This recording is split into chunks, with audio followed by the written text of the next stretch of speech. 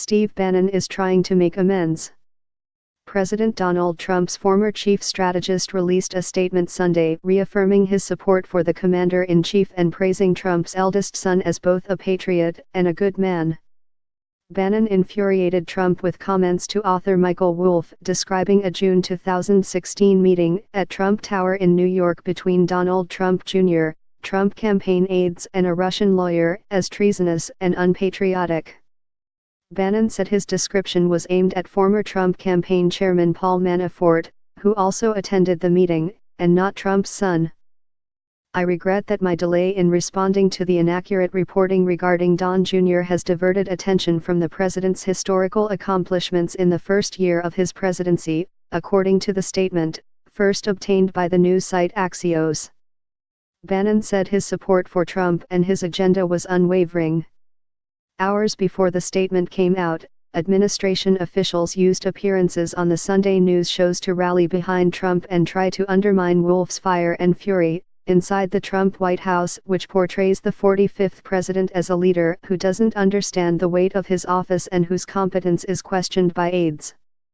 Chief Policy Advisor Stephen Miller, in a combative appearance on CNN, described the book as nothing but a pile of trash through and through. He also criticized Bannon, who is quoted at length by Wolff, saying it was tragic and unfortunate that Bannon would make these grotesque comments so out of touch with reality and obviously so vindictive.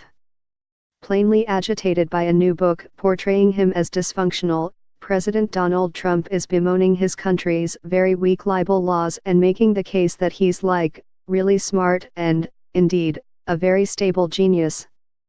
Trump's defense of his mental fitness in a series of tweets was a singular.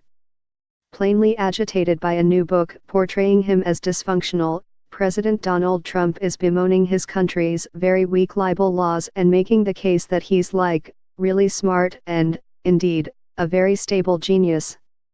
Trump's defense of his mental fitness in a series of tweets was a singular. CIA Director Mike Pompeo, who said Trump was completely fit to lead the country, said he paused before answering because it was such a ludicrous question. These are from people who just have not accepted the fact that President Trump is the United States president, and I am sorry for them in that, Pompeo told Fox News Sunday. He gives Trump his regular intelligence briefings.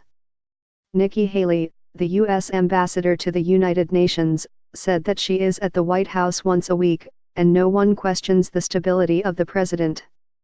I am always amazed at the lengths people will go to lie for money and for power. This is like taking it to a whole new low, she told ABC's This Week. To Miller, the portrayal of the president in the book is so contrary to reality, to the experience of those who work with him. Miller's interview on CNN's State of the Union quickly grew heated, with Miller criticizing CNN's coverage and moderator Jake Tapper pressing Miller to answer his questions. Tapper abruptly ended the interview, saying, "I think I've wasted enough of my viewers' time.